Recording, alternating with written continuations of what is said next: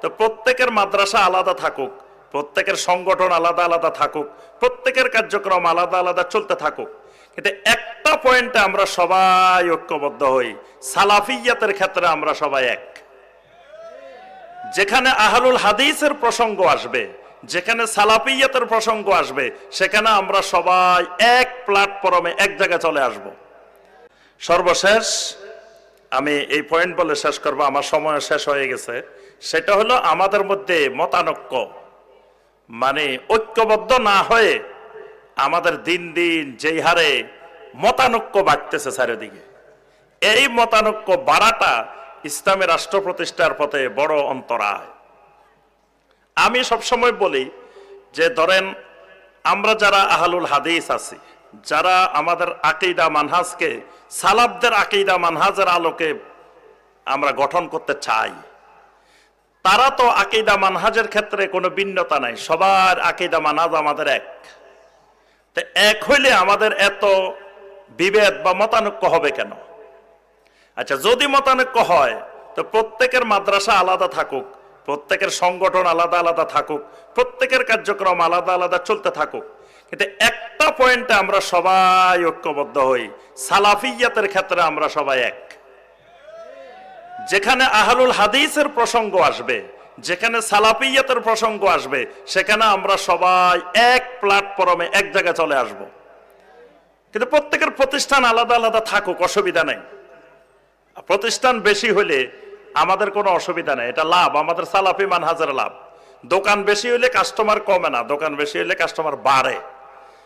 মাদ্রাসা বেশি হবে, প্রতিষ্ঠান বেশি হবে, আমাদের সালাফি মানহাজের প্রতিষ্ঠানে হাজার হাজার ছাত্র এই দেশে লেখাপড়া করবে, এটা তো আমাদেরই লাভ। কিন্তু সালাফিয়াতের ক্ষেত্রে, আহলুল হাদিসের ক্ষেত্রে আমরা সবাই এক হয়ে যাব। আমরা সবাই মিলে এবার আমাদের জমিয়তে আহলে হাদিসের প্রোগ্রামে ঘোষণা দিয়েছেন আমাদের সম্মানিত সভাপতি যে সোহরাওয়ার্দী উদ্যানে আমরা সমস্ত আহলুল হাদিসেরা মিলে এক প্ল্যাটফর্মে, এক কনফারেন্সে, এক জায়গায় আমরা একত্রিত হব ইনশাআল্লাহ। যেখানে সালাফিয়াতের ক্ষেত্রে পরিচয় হবে আমরা সালাফি মানহাজ, পরিচয় হবে আমরা আহলুল হাদিস। যে যে সংগঠন করি সেটা আলাদা থাকুক, কোনো অসুবিধা নেই, কিন্তু রাষ্ট্রে আমরা 4 কোটি আহলুল হাদিস এই দেশে বসবাস করি, তাহলে সব জায়গায় আমাদের 4 কোটি আহলুল হাদিসের প্রতিনিধিত্ব থাকতে হবে। অথচ আহলুল হাদিস আমরা আসি, আমাদের এই মতানৈক্যের কারণে অনেক জায়গা থেকে আমরা পিছিয়ে আসি, এবং আমাদের মাথায় মানে রেখে অন্যরা খায়, আমাদেরকে বিক্রি করি অন্যরা খায়, মানে আমাদেরকে ব্যবহার করে করে অন্যরা খায়। অনেকের পলিসি এটা যে আহলুল হাদিসদেরকে ব্যবহার করো, আহলুল হাদিস হওয়া যাবে না।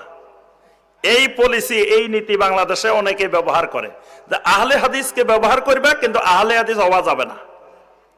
এই নীতিমালায় আমাদেরকে ব্যবহার করে। তো এই ব্যবহার থেকে বাঁচতে হলে আহলুল হাদিসদেরকে আমাদেরকে সালাফিয়াতের ক্ষেত্রে, আহলুল হাদিসের মানহাজের ক্ষেত্রে সবাইকে এক প্ল্যাটফর্মে ঐক্যবদ্ধ হইতে হবে, এবং এটা ইসলামী রাষ্ট্র প্রতিষ্ঠার ক্ষেত্রে বড় ধরনের সহায়ক। এই মতানৈক্যটা একটা প্রতিবন্ধক।